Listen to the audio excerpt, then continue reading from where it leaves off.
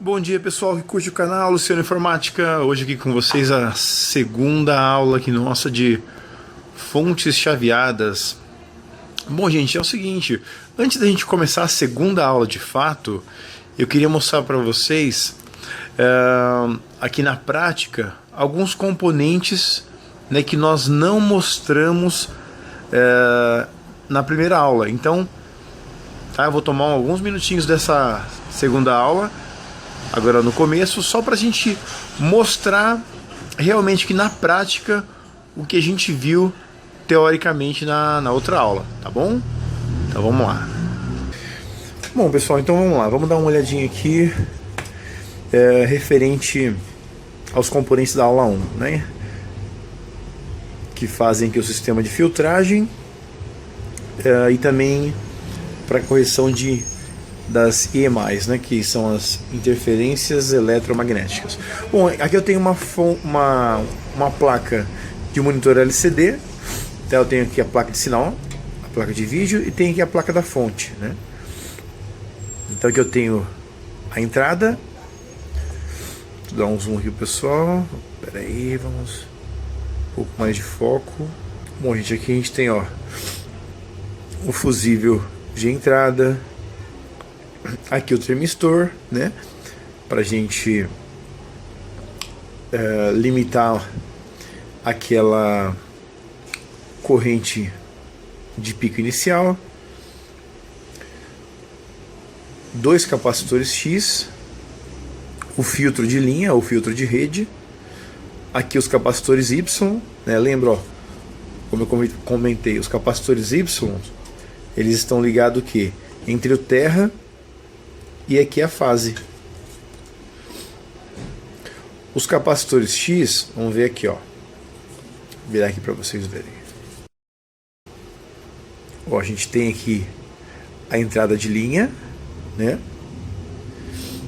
Então ele entra, ó, vai para cá e aqui entra, vai para cá.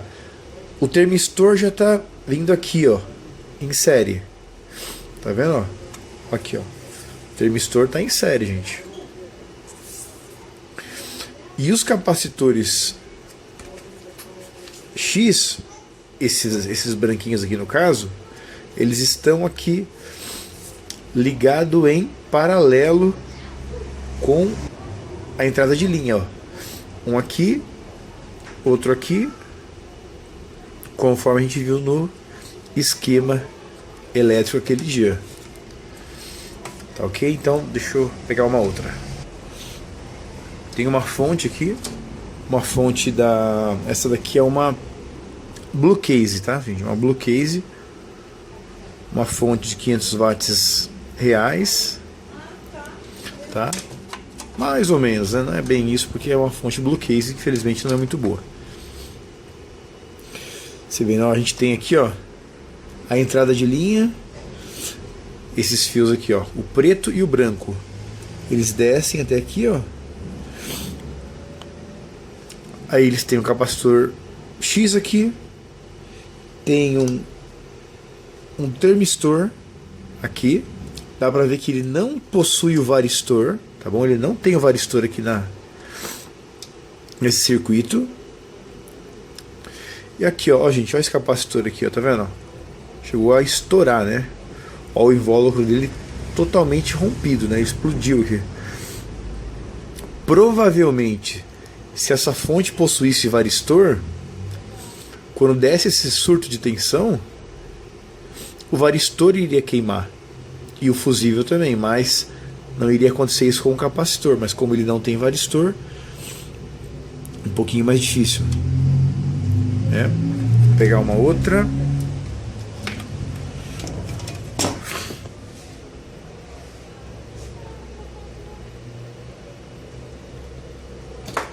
Bom, gente, aqui, ó, tem uma placa aqui, ó.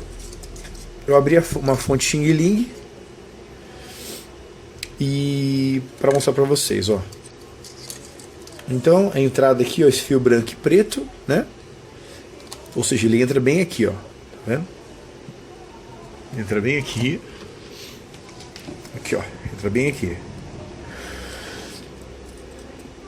Vocês estão vendo até aqui, ó, na própria placa tem aqui o desenho do filtro de linha, mas não existe filtro de linha, né? Então não tem filtro de linha, não tem varistor,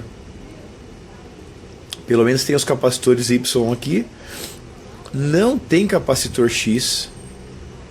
Então o que acontece?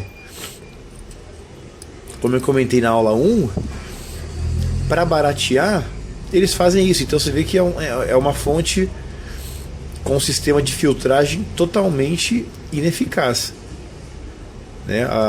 O chaveamento criado aqui dentro, ele acaba voltando aqui para a rede AC da sua casa, gerando interferência. Então só tem aqui o que? Um termistor, ó. Não tem varistor, não tem filtro de linha, não tem capacitor X, ou seja, tá? Bem característico de uma fonte Xing Ling, ok? Vamos pegar uma fonte ATX de novo aqui. Agora uma fonte boa. Essa daqui é uma Corsair GS600. Já é uma fonte bem bacana, tá? Claro que não é top, mas é uma fonte de qualidade. Vocês podem ver que esse aqui na verdade tem um capacitor só, né? Porque ele tem o PFC dele ativo, né? Depois a gente vai conversar com isso aí mais lá na frente para entender que tem fonte que tem 2 capacitores, tem fonte que tem um capacitor desse grandão. Diferente daquelas fontes mais baratas que tem 3 transformadores, essa aqui tem só 2. Ó. Depois a gente vai explicar por que tem fonte que tem 3 transformadores, por que tem fonte que tem 2 transformadores. Aqui na entrada logo a gente já vê, ó, capacitores X aqui. Desculpa, capacitores Y aqui na entrada. Aqui embaixo, gente, ó, vamos ver se dá pra ver. O pessoal de casa consegue ver. Aqui embaixo já tá o capacitor X, ó, que tá ligado em paralelo aqui na entrada de linha. Capacitor X aqui. Ele já tem varistor aqui, ó. Já tem varistor. Já tem o termistor. Mais capacitor X aqui para proteção. Então você vê que realmente um circuito de entrada de filtragem muito mais eficaz, né? Aqui ele está usando, ao invés daquele filtro um pouco mais quadradinho que a gente mostrou, está usando esse aqui na forma toroidal, tá vendo? É um toroide. O que acontece? O indutor em forma toroidal assim, ele tem um bom sistema de filtragem, por quê? Como o núcleo dele é em forma de tipo uma roda, né? O que acontece? Essa roda aqui, ela consegue fechar as linhas de força do campo magnético. Porque do contrário, essas linhas de força, elas escapariam, prejudicando, interferindo em algum circuito aqui na periferia. Tá bom? Então às vezes você vai ver não aquele filtro de linha quadradinho, mas na forma toroidal, que também é bem eficaz, tá bom?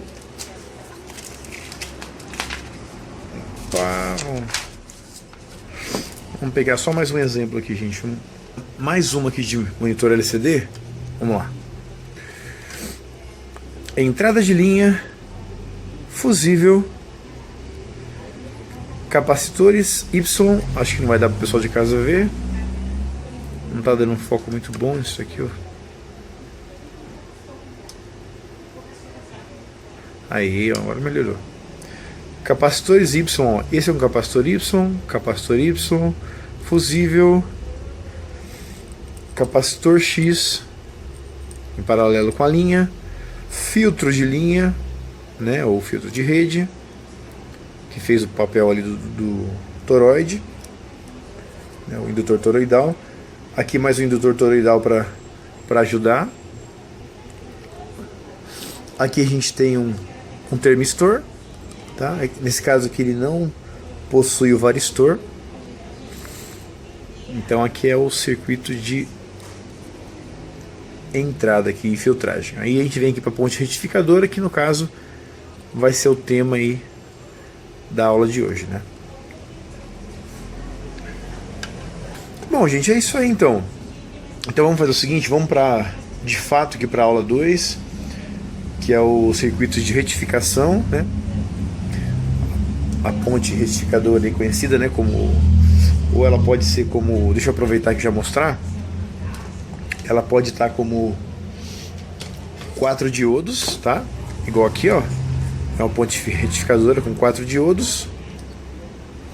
Ou ela pode estar com um encapsulamento diferente, igual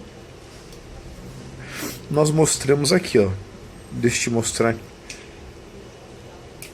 mais facilmente aqui, ó. Vou pegar de novo essa placa, né? Aqui, ó. Essa aqui é uma ponte retificadora, tá?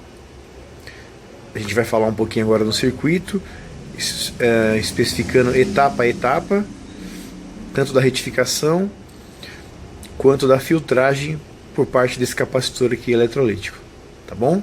Então vamos lá ali pro esquema para a gente conversar um pouquinho.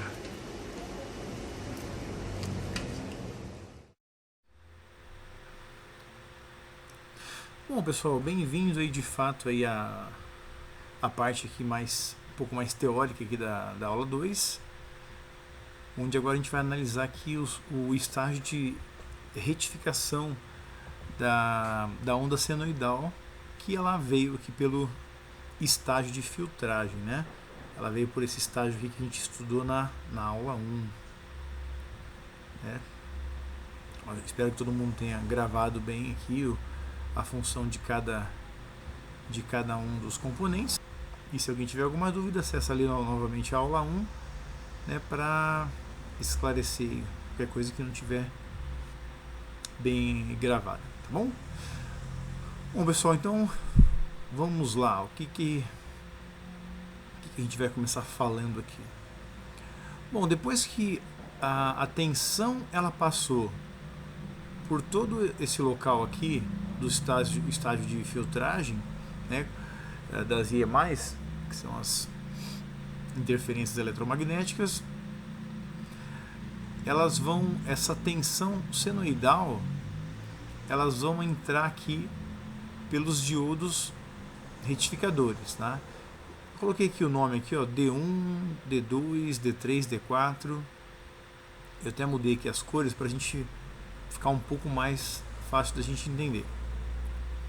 Então vamos lá. D2 e D3, que eu coloquei em azul, são os diodos que está entrando o semiciclo positivo da onda, tá? Aquela, né, a parte de cima da onda. Deixa eu puxar um pouquinho para cá aqui esse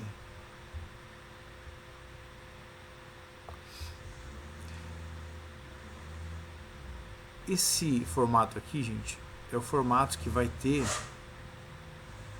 na saída aqui do retificador, tá? Essa onda aqui, quando ela vai entrar aqui por esse ponto e por esse ponto aqui, tá? Então os semiciclos vão entrar por D2 e D3, tá?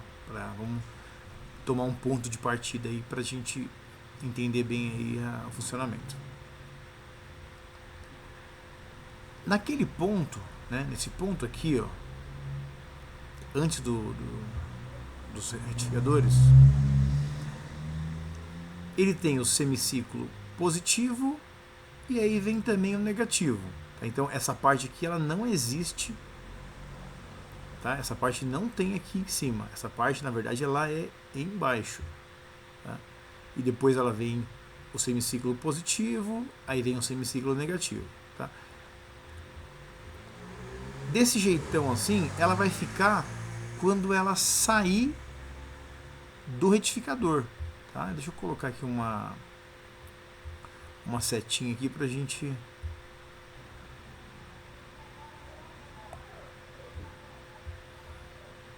isso aí, gente. Então deixa eu deixar aqui, ó.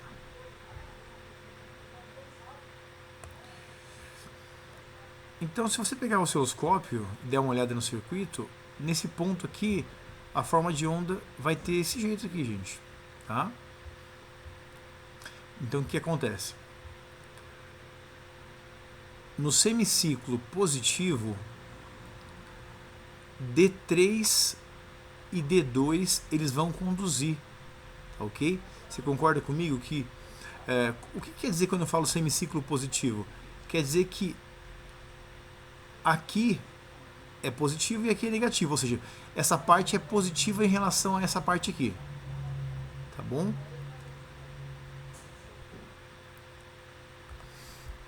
Então aqui, ó, quando a onda é positiva, você concorda comigo que depois de passar pelo termistor, esse termistor na verdade ele poderia estar um pouco mais lá para baixo, tá, gente? Não tem problema.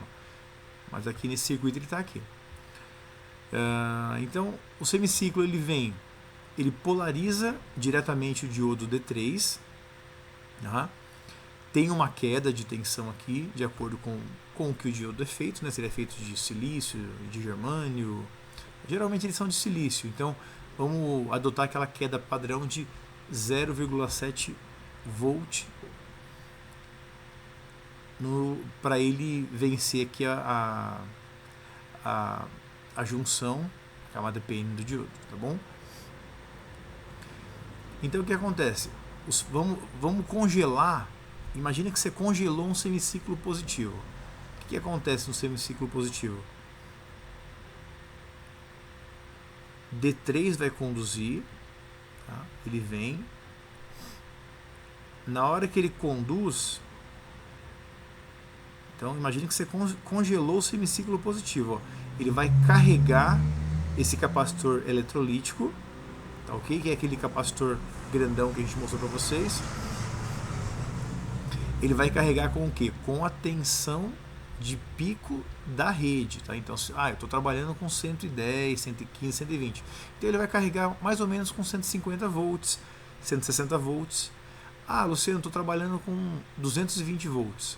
Então ele vai carregar com aproximadamente 300 volts, tá? Então ele sempre vai carregar com a tensão eficaz da sua rede elétrica vezes a raiz de 2, ou seja, vezes 1.41, tá? Então você vê na sua tomada lá, deu 115, faz 115 vezes 1.41, você sabe que é a tensão que esse capacitor eletrolítico ele vai carregar, tá bom?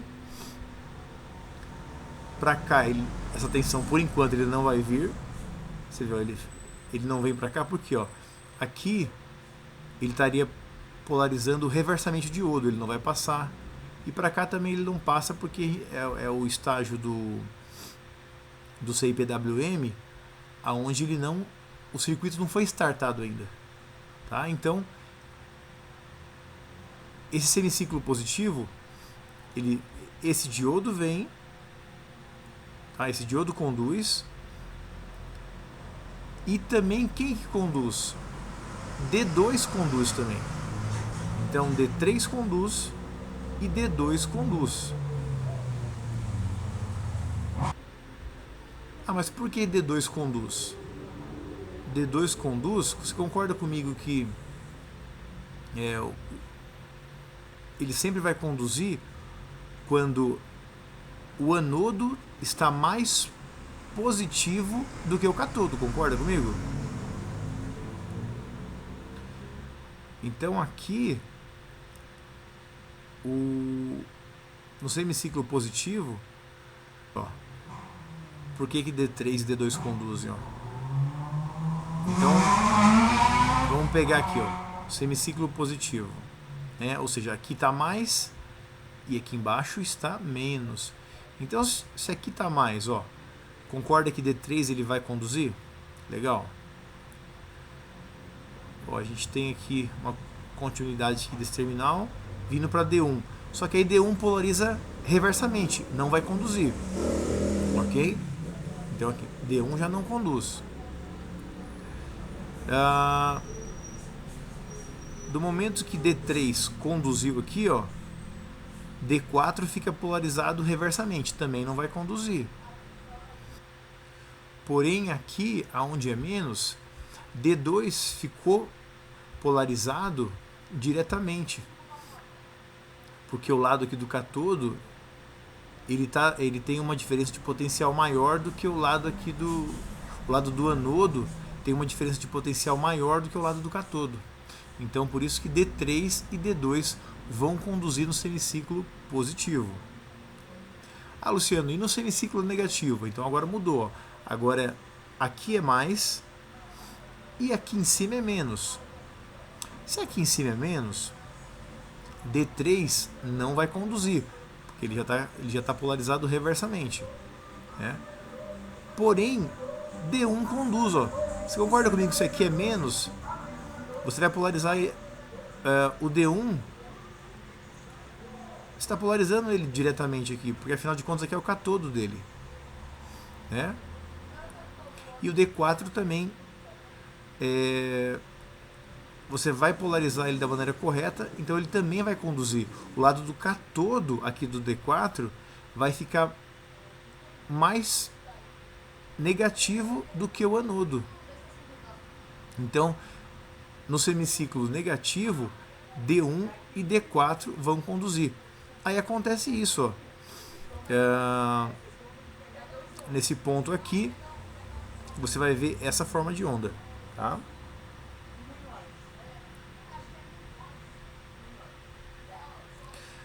Só que agora, gente, aqui, ó, o que aconteceu com essa onda? Na entrada do retificador, a frequência da onda era de 60 Hz, não era? Porque ele mudava 60 vezes por segundo, ele completava o seu ciclo, né? Então ele completava 60 ciclos em um segundo. Agora ele mudou, aqui na saída do retificador, ele não tem mais 60 Hz, ele tem 120 Hz, é o dobro. O que acontece? Ó?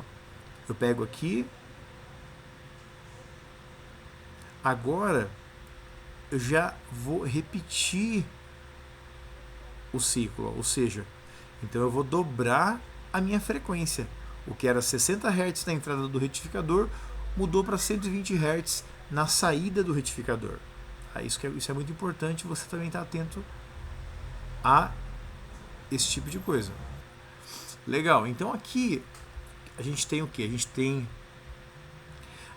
essa forma de onda com o que? Com mais ou menos 160 volts aqui, ó, na crista da onda.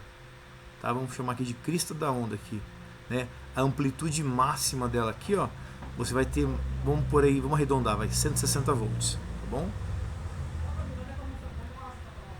160 volts. E é esse valor que vai carregar esse eletrolítico aqui, ó. Então o eletrolítico ele vai ficar com 160 volts, que é a tensão de pico. Gente, tem uma outra coisa importante também. Cada um dos diodos retificadores, um diodo muito utilizado é o IN4007. Ele é um bem usado. Deixa eu pegar aqui tem um datasheet dele aqui para mostrar para vocês. Espera aí. Quando D3 e D2 eles estão conduzindo, D4 e D1 não estão, concorda? Porém, quando D4 e D1 não estão conduzindo, o que acontece com eles? Sobre eles age uma tensão reversa. Tá? Eles são polarizados reversamente, porém eles não conduzem. E a tensão que vai polarizar eles reversamente é a tensão de pico. É a mesma tensão que vai carregar o capacitor. Vamos supor que você está usando uma rede de 220 volts. Então, no momento que eles não estão conduzindo, eles têm que conseguir suportar uma tensão reversa aqui de 300 volts sem que a junção seja danificada. Tá? Então, um diodo que é muito utilizado é o 4007, que ele suporta uma tensão de pico reversa de até 1000 volts, ok? Então, gente, ó, aqui, ó, tá vendo? Aqui é um datasheet do IN4001 até o IN4007. que muda de um para o outro? É justamente a tensão reversa de pico que eles suportam. Tá? Vamos descer aqui um pouquinho. Ó. Ver se dá para o pessoal ver. Ó. Aqui, gente. Ó. O 4007, tá vendo? Ó, Maximum DC Blocking Voltage. Então ele suporta até 1000 volts de uma tensão DC reversa. Então é muito importante que quando você vai dimensionar a ponte retificadora, que que você leve em consideração isso. Então nesse caso aqui, a gente poderia até usar o IN4004, porque o máximo que o diodo teria que bloquear seria 300 volts por uma rede de 220 volts. Porém, até por uma questão de tolerância maior e maior confiabilidade, então já uso o 4007, que suporta uma tensão de pico reversa aí de até 1000 volts. Tá? Então é sempre importante você ter em mente que mesmo quando os diodos, a dupla de diodos não conduz, eles têm que fazer alguma coisa, que é bloquear essa tensão aí, essa polarização reversa. Tá ok? Então, vamos voltar aqui pro...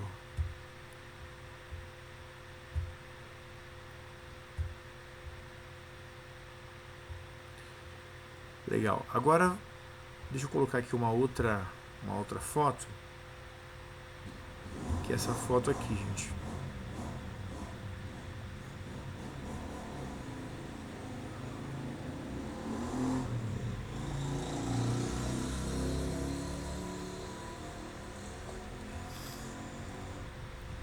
Essa foto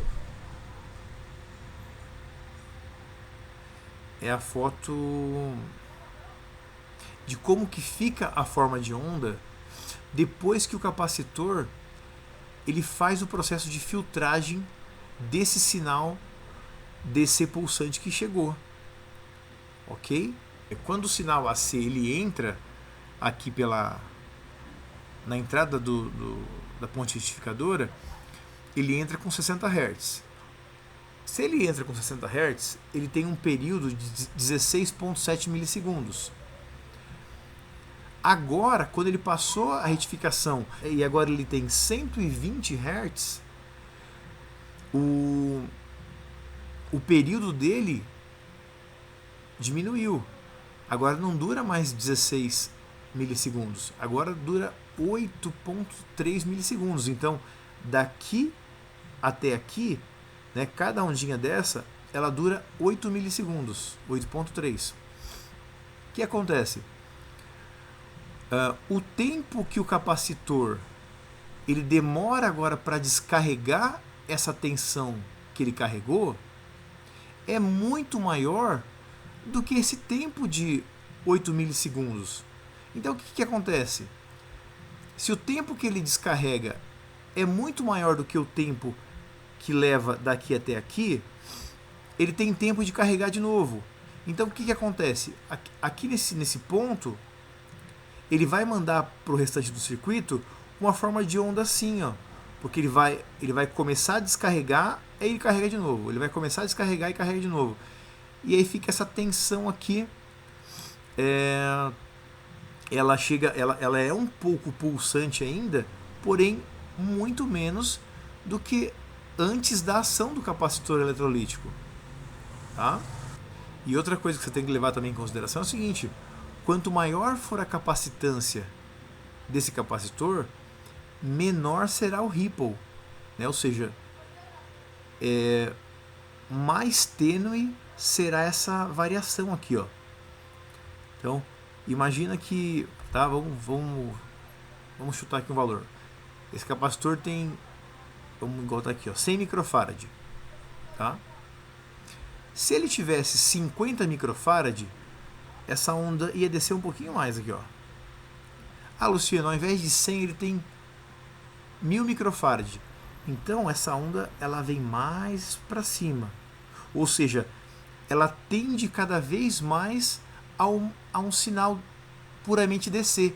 Claro que nunca vai ser puramente DC igual uma pilha, Mas quanto maior a capacitância, isso depois você pode ter ajuda também de indutores, cada vez mais ele vai tender a um sinal DC puro. Nunca vai ser um DC puro, porém ele vai tender a isso, tá bom? Essa tensão ripple que nós falamos, né, essa variação na tensão de saída depois do capacitor,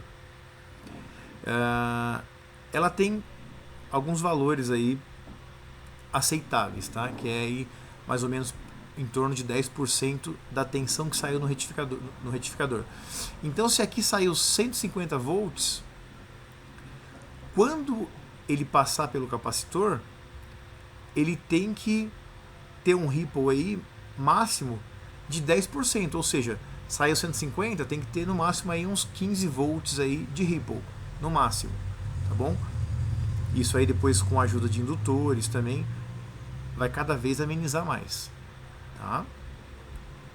Bom, Luciano, o que acontece agora nesse estágio aqui do circuito, na prática? O que acontece?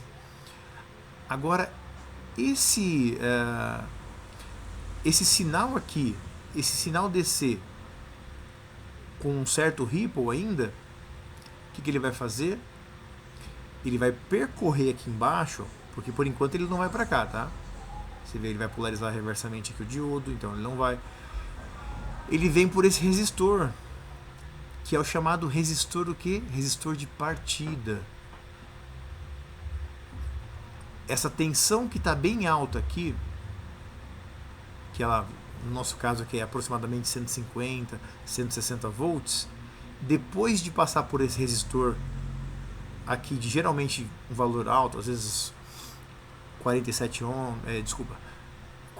k ohm, 100 k ohm, 150 k ohm, varia bastante, 200k, e geralmente um resistor de potência um pouco mais alta, há uma grande queda de tensão aqui. A tensão que chega aqui de 150 volts, depois que passa por esse resistor, ela cai ali para 15, para 10, que é a tensão que vai começar a alimentar aí o PWM, que justamente é o foco principal da nossa aula 3, a aula da semana que vem, tá bom?